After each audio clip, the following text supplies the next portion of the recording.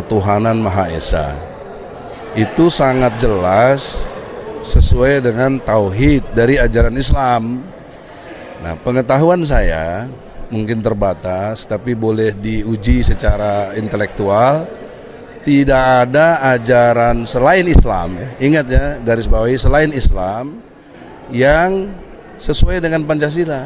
Selain Islam bertentangan, karena Kristen Trinitas, Hindu Trimurti, Buddha sepengetahuan saya tidak punya konsep Tuhan, ya, kecuali dengan proses Amitabha dan apa yang diajarkan oleh Siddhartha Gautama.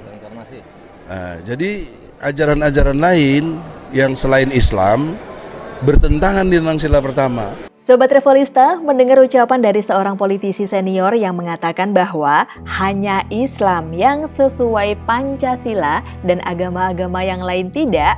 Yuk kita ngebahas soal yang satu ini, mumpung lagi bulan puasa.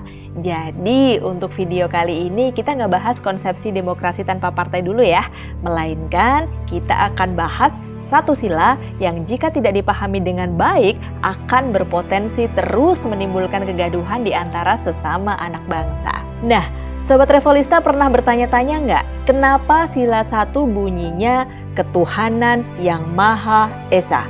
Kenapa bukan Tuhan yang Maha Esa? Ya karena sesungguhnya bahasan utama pada sila 1 ini bukanlah Tuhan. Loh, maksudnya gimana nih? Kita belajar bahasa Indonesia dikit ya. Kata ketuhanan berasal dari kata Tuhan yang diberi imbuhan ke-an.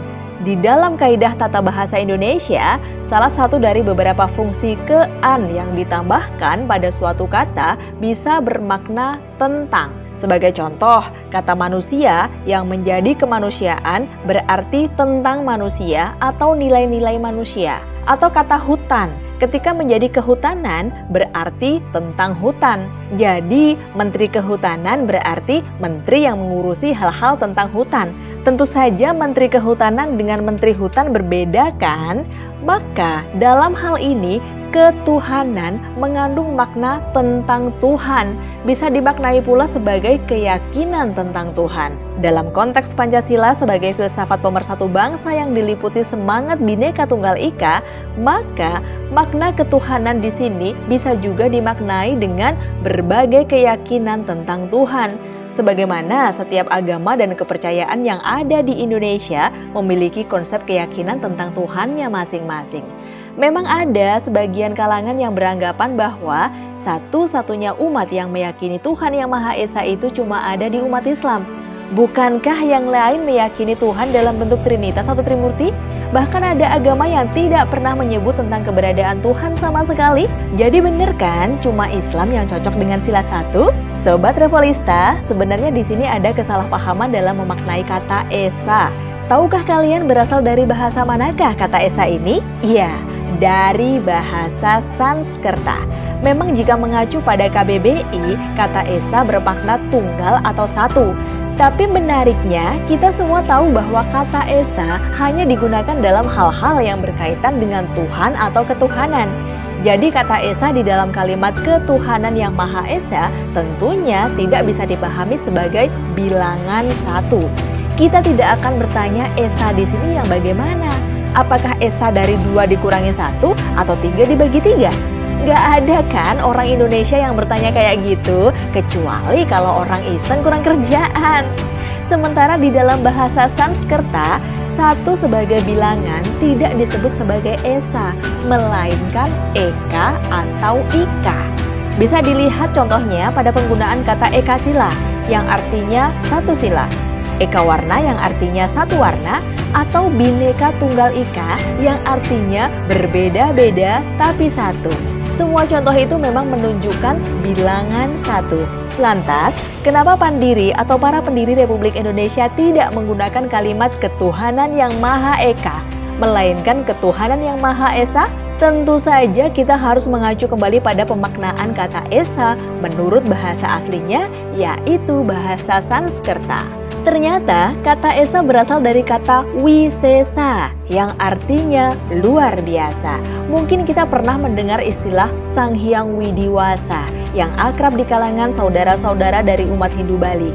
Kita bisa tanyakan kepada mereka apa arti Sang Hyang Widiwasa? Ya, tentu mereka akan menjawab Tuhan yang Maha Kuasa. Jadi kata Esa di sini bukan saja berarti tunggal bukan bilangan atau tauhid di dalam istilah Islam, tapi juga Maha Kuasa. Ada pula pendapat lain mengartikan kata Esa sebagai tiada berawal dan tiada berakhir. Adapun itu, tauhid, Maha Kuasa, tiada berawal dan tiada berakhir, semua mengacu pada sifat-sifat Tuhan atau Allah Subhanahu wa Ta'ala. Maka dari itu, ketuhanan dalam konteks Pancasila sebagai filsafat bagi negara kesatuan Republik Indonesia yang menaungi berbagai umat beragama yang ada di dalamnya memang berarti berbagai keyakinan kepada Tuhan. Akan tetapi, semuanya meyakini akan adanya Tuhan yang Maha Kuasa, yaitu Tuhan yang tiada berawal dan tiada berakhir. Bener nggak, Sobat Revolista? Apapun agama kalian, pasti kalian mengimani Tuhan yang Maha Kuasa dan Tuhan yang tiada berawal dan tiada berakhir, bukan? Nah, biarpun cara meyakini keesaan Tuhan itu bisa berbeda-beda pada setiap umat beragama, tapi hendaknya masing-masing umat beragama saling menghormati cara pandangnya masing-masing. Sebagaimana konsep sila 1 Pancasila yang diusulkan Bung Karno pada 1 Juni 1945 berbunyi ketuhanan yang berkebudayaan, yang artinya adalah ketuhanan yang berbudi pekerti luhur dan ketuhanan yang saling hormat menghormati satu sama lain. Artinya, apapun agama yang dianut, apapun cara pandangnya tentang Tuhan, apapun caranya dalam beribadah dengan Tuhan, jadilah umat yang berbudi pekerti luhur dan saling menghormati satu sama lain. Salam kembali menjadi bangsa Indonesia.